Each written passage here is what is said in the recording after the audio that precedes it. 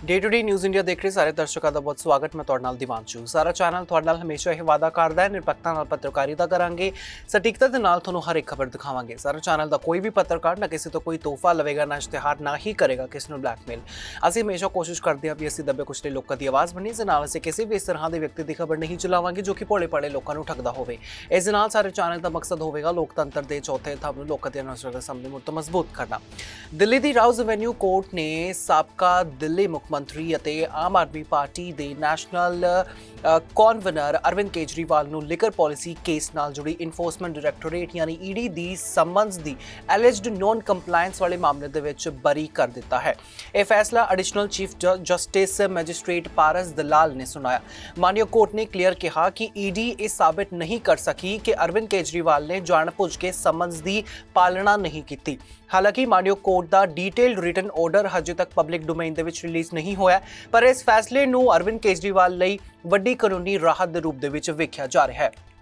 ਅਸਲ ਦੇ ਵਿੱਚ ਇਨਫੋਰਸਮੈਂਟ ਡਾਇਰੈਕਟੋਰੇਟ ਨੇ ਮਾਨਯੋਗ ਕੋਰਟ ਦੇ ਵਿੱਚ ਇਹ ਦਾਅਵਾ ਕੀਤਾ ਸੀ ਕਿ ਅਰਵਿੰਦ ਕੇਜਰੀਵਾਲ ਨੇ ਲਿਕਰ ਪਾਲਿਸੀ ਨਾਲ ਜੁੜੇ ਮਨੀ ਲਾਂਡਰਿੰਗ ਇਨਵੈਸਟੀਗੇਸ਼ਨ ਦੇ ਵਿੱਚ ਜਾਣਬੁੱਝ ਕੇ ਸਮਨਸ ਇਗਨੋਰ ਕੀਤੀਆਂ।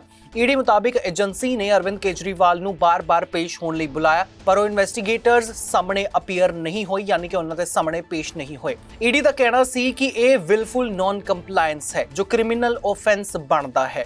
ਇਸ ਬੇਸਿਸ ਤੇ ਈਡੀ ਨੇ ਅਰਵਿੰਦ ਕੇਜਰੀਵਾਲ ਖਿਲਾਫ 2 ਅਲੱਗ-ਅਲੱਗ ਕ੍ਰਿਮੀਨਲ ਕੰਪਲੇਂਟਸ ਫਾਈਲ ਕੀਤੀਆਂ ਸਨ। ਈਡੀ ਨੇ ਮਾਨਯੋਗ ਕੋਰਟ ਨੂੰ ਦੱਸਿਆ ਕਿ ਅਰਵਿੰਦ ਕੇਜਰੀਵਾਲ ਨੇ ਨਵੰਬਰ 2 ਅਤੇ ਦਸੰਬਰ 21, 2023 ਅਤੇ ਜਨਵਰੀ 3 ਅਤੇ ਜਨਵਰੀ 18, 2024 ਦੀ ਸਮਨਸ ਨੂੰ ਸਕਿਪ ਕੀਤਾ, ਯਾਨੀ ਕਿ ਛੱਡ ਦਿੱਤਾ। ਈਡੀ ਦਾ ਕਹਿਣਾ ਸੀ ਕਿ ਡਿਸਪਾਈਟ ਰਿਪੀਟਡ ਨੋਟਿਸਿਸ, ਯਾਨੀ ਕਿ ਰਿਪੀਟਡ ਨੋਟਿਸਿਸ ਦੇਣ ਤੋਂ ਬਾਵਜੂਦ ਅਰਵਿੰਦ ਕੇਜਰੀਵਾਲ ਜਾਣਬੁੱਝ ਕੇ ਇਨਵੈਸਟੀਗੇਸ਼ਨ ਜੁਆਇਨ ਨਹੀਂ ਕਰ ਰਹੇ ਸਨ। ਇਸ ਦੇ ਉਲਟ ਅਰਵਿੰਦ ਕੇਜਰੀਵਾਲ ਦੀ ਤਰਫੋਂ ਇਹ ਸਟੈਂਡ ਲਿਆ ਗਿਆ ਸੀ ਕਿ ਈਡੀ ਦੇ ਸਮਨਸ ਇਲੀਗਲ ਸਨ ਅਤੇ ਪੋਲੀਟੀਕਲੀ ਮੋਟੀਵੇਟਡ ਸਨ। ਅਰਵਿੰਦ ਕੇਜਰੀਵਾਲ ਦੀ ਲੀਗਲ ਟੀਮ ਦਾ ਕਹਿਣਾ ਸੀ ਕਿ ਇਹ ਈਡੀ ਬਿਨਾਂ ਪ੍ਰੋਪਰ ਪ੍ਰੋਸੀਜਰ ਫੋਲੋ ਕੀਤੇ ਪ੍ਰੈਸ਼ਰ ਬਣ ਰਿਹਾ ਸੀ। ਇਸ ਕਰਕੇ ਸਮਨਸ ਨੂੰ ਚੈਲੰਜ ਕਰਨਾ ਕਾਨੂੰਨੀ ਅਧਿਕਾਰ ਹੈ। ਇਸ ਕੇਸ ਦੀ ਸੀਰੀਅਸਨੈਸ ਉਸ ਵੇਲੇ ਹੋਰ ਵੱਧ ਗਈ ਜਦੋਂ ਇਨਫੋਰਸਮੈਂਟ ਡਾਇਰੈਕਟੋਰੇਟ ਨੇ ਮਾਰਚ 21, 2024 ਨੂੰ ਅਰਵਿੰਦ ਕੇਜਰੀਵਾਲ ਨੂੰ ਅਰੈਸਟ ਕਰ ਲਿਆ। ਅਰੈਸਟ ਨੇ ਦੇਸ਼ ਭਰ ਦੇ ਵਿੱਚ ਪੋਲੀਟੀਕਲ ਹਲਚਲ ਪੈਦਾ ਕਰ ਦਿੱਤੀ ਸੀ। ਆਪ ਨੇ ਇਸ ਨੂੰ ਪੋਲੀਟੀਕਲ ਵੈਂਡੇਟਾ ਅਤੇ ਇਲੈਕਸ਼ਨ ਟਾਈਮ ਕਨਸਪੀਰੇਸੀ ਦੱਸਿਆ ਸੀ, ਜਦਕਿ ਬੀਜੇਪੀ ਅਤੇ ਈਡੀ ਦਾ ਕਹਿਣਾ ਸੀ ਕਿ ਕਾਨੂੰਨ ਸਭ ਲਈ ਬਰਾਬਰ ਹੈ। ਅਰੈਸਟ ਤੋਂ ਬਾਅਦ ਅਰਵਿੰਦ ਕੇਜਰੀਵਾਲ ਜੁਡੀਸ਼ੀਅਲ ਕਸਟਡੀ ਦੇ ਵਿੱਚ ਰਹੇ ਅਤੇ ਬਾਅਦ ਦੇ ਵਿੱਚ ਰਾਉਜ਼ ਐਵੇਨਿਊ ਕੋਰਟ ਦੀ ਵੈਕੇਸ਼ਨ ਜੱਜ ਨਿਆਏ ਬਿੰਦੂ ਨੇ ਜੂਨ 20, 2024 ਨੂੰ ਅਰਵਿੰਦ ਕੇਜਰੀਵਾਲ ਨੂੰ ਬੇਲ ਦੇ ਦਿੱਤੀ।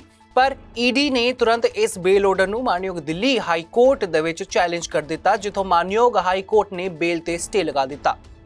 ਮਾਮਲਾ ਮਾਨਯੋਗ ਸੁਪਰੀਮ ਕੋਰਟ ਤੱਕ ਪਹੁੰਚਿਆ, ਜਿੱਥੇ ਜੁਲਾਈ 2024 ਦੇ ਵਿੱਚ ਮਾਨਯੋਗ ਸੁਪਰੀਮ ਕੋਰਟ ਨੇ ਅਰਵਿੰਦ ਕੇਜਰੀਵਾਲ ਨੂੰ ਇੰਟਰਿਮ ਬੇਲ ਦੇ ਦਿੱਤੀ।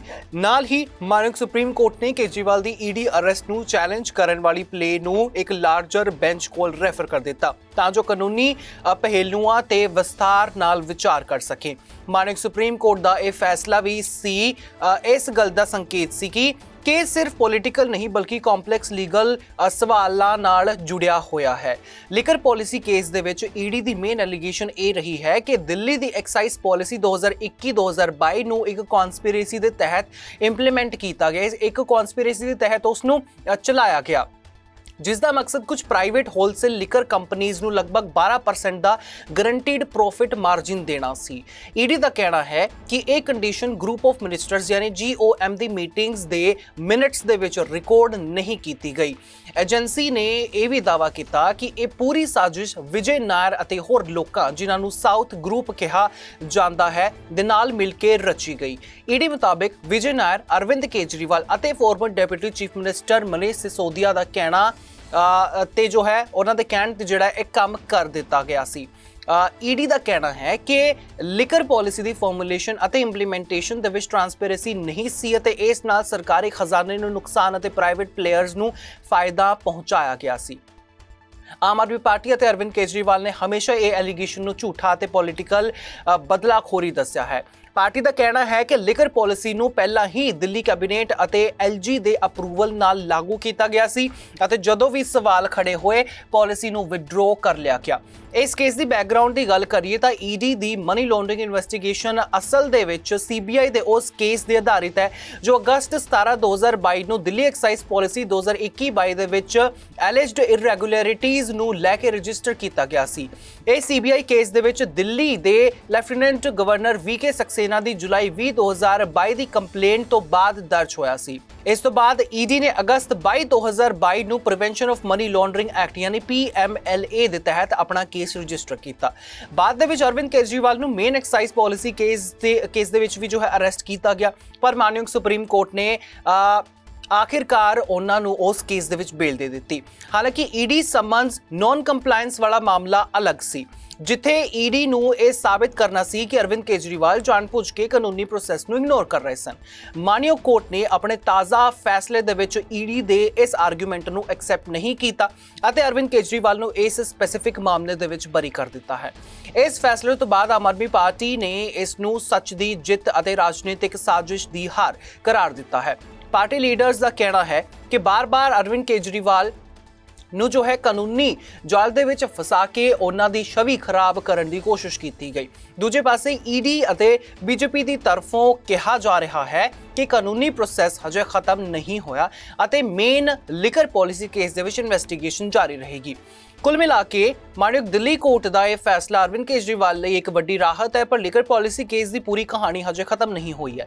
ਮਾਨਯੋਗ ਸੁਪਰੀਮ ਕੋਰਟ ਦੇ ਵਿੱਚ ਪੈਂਡਿੰਗ ਮੈਟਰਸ, ਈਡੀ ਦੀ ਆਨਗੋਇੰਗ ਇਨਵੈਸਟੀਗੇਸ਼ਨ ਅਤੇ ਪੋਲੀਟੀਕਲ ਟਸਲ ਦੇ ਵਿੱਚ ਇਹ ਸਾਰੇ ਫੈਕਟਰਸ ਦਿਖਾਉਂਦੇ ਨੇ ਕਿ ਇਹ ਕੇਸ ਆਉਣ ਵਾਲੇ ਸਮੇਂ ਦੇ ਵਿੱਚ ਵੀ ਜੋ ਹੈ ਦੇਸ਼ੀ ਰਾਜਨੀਤੀ ਅਤੇ ਜੁਡੀਸ਼ਰੀ ਦੇ ਵਿੱਚ ਚਰਚਾ ਦਾ ਵੱਡਾ ਮੁੱਦਾ ਬਣਿਆ ਰਹੇਗਾ। ਤੁਹਾਡੀ ਇਸ ਦੇ ਬਾਰੇ ਕੀ ਕੁਝ ਰਾਏ ਹੈ ਜਾਂ ਫਿਰ ਤੁਸੀਂ ਸਾਨੂੰ ਕੋਈ ਵੀ ਆਪਣੀ ਸਲਾਹ ਦੱਸ ਸਕਦੇ ਹੋ ਕਮੈਂਟ ਸੈਕਸ਼ਨ ਦੇ ਵਿੱਚ। ਇਸੇ ਤਰੀਕੇ ਨਾਲ ਦੇਸ਼ ਤੇ ਦੁਨੀਆ ਦੀ ਹਰ ਤਮਾਮ ਛੋਟੀ ਤੇ ਵੱਡੀ ਖਬਰਾਂ ਜਾਣਨ ਦੇ ਲਈ ਤੁਸੀਂ ਬਣੇ ਰਹੋ day to day news India ਦੇ ਨਾਲ। ਮੈਨੂੰ ਤਾਂ ਇਜਾਜ਼ਤ ਹੈ, ਸਾਨੂੰ ਹਰ ਕਿਸੇ ਸੋਸ਼ਲ ਮੀਡੀਆ ਪਲੇਟਫਾਰਮ ਤੇ ਲਾਈਕ, ਸ਼ੇਅਰ ਤੇ ਸਬਸਕ੍ਰਾਈਬ ਕਰਨਾ ਬਿਲਕੁਲ ਵੀ ਨਾ ਭੁੱਲਿਓ।